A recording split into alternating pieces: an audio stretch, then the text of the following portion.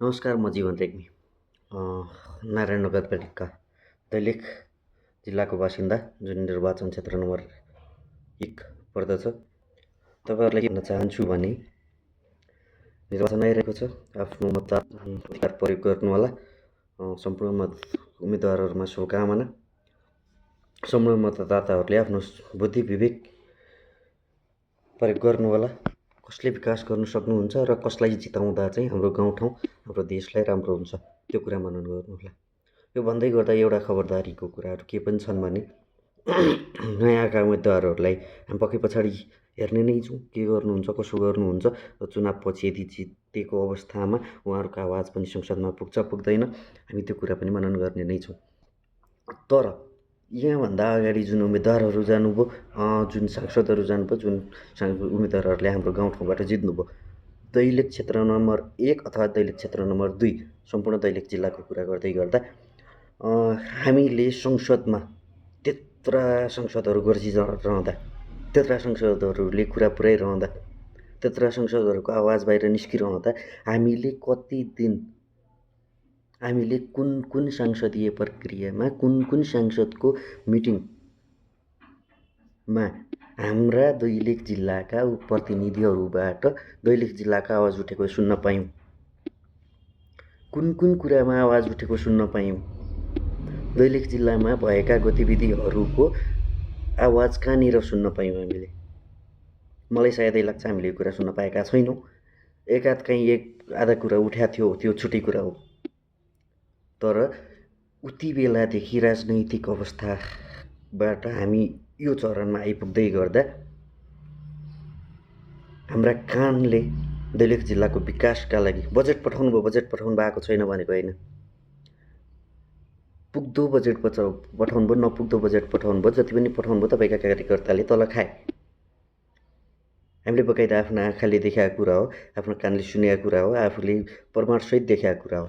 तपाईँका कार्यकर्ताले तल खाए, तपाईँले बजेट पठाउनु भयो, त्यो भाग तपाईँलाई पुग्यो पुगेन हामीलाई थाहा छैन। पक्कै पनि पुग्यो होला, किनभने एकाध त अलिअलि पुग्छ नै होला, होइन? त्यो हुँदै गर्दा हाम्रो दैलेखको आवाज सांसदमा कहिले गुन्जिने? व्यक्तिगत कुरा होइन, पार्टीगत कुरा पनि होइन, तपाईँको आवाज कहिले गर्जिने? जुम्लाबाट रापरपाबाट गएका ज्ञानेन्द्र साईको आवाज गर्जियो, काठमाडौँबाट गएका गगन थापाको आवाज गर्जियो, स्वतन्त्रबाटका रविको आवाज गर्जियो, सोभिताको आवाज गर्जियो। तपाईँ हाम्रो दैलेख जिल्लाको आवाज कहिले गर्जिने? तपाईँले दैलेख विकासका लागि ठुलो स्वरमा कहिले बोल्ने? भाषण गर्दाखेरि मात्रै ठुलो स्वरमा बोलेर त भएन। हामीले यो गर्न दिए, हामीले यो गऱ्यौँ, हामीले जनताले उति बेला आटे जिताइरहेछन्, अलिअलि गरेर चाहिँ जिताएका होलान्, केही गरेर त जिताएका होलान्। वाट टाइप अफ भाषण? के चाहिँ गरेको त्यो भाषण हो? जनतालाई पागल बनाएको?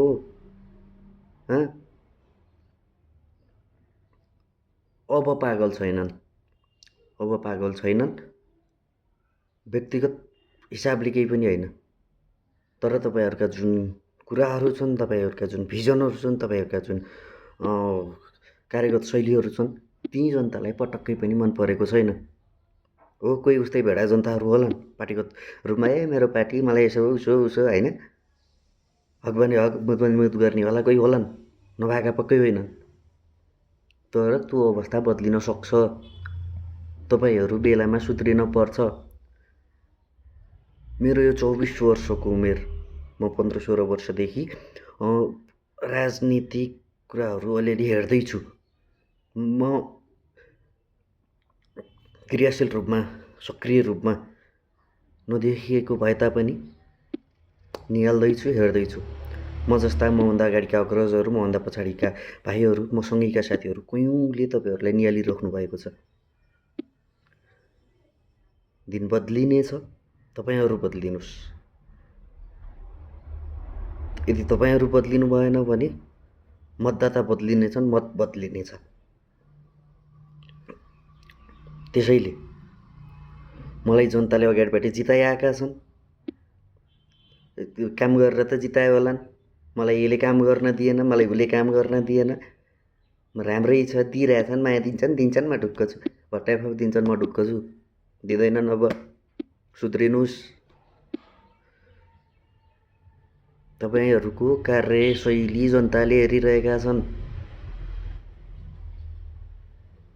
पालो दिनुहोस्।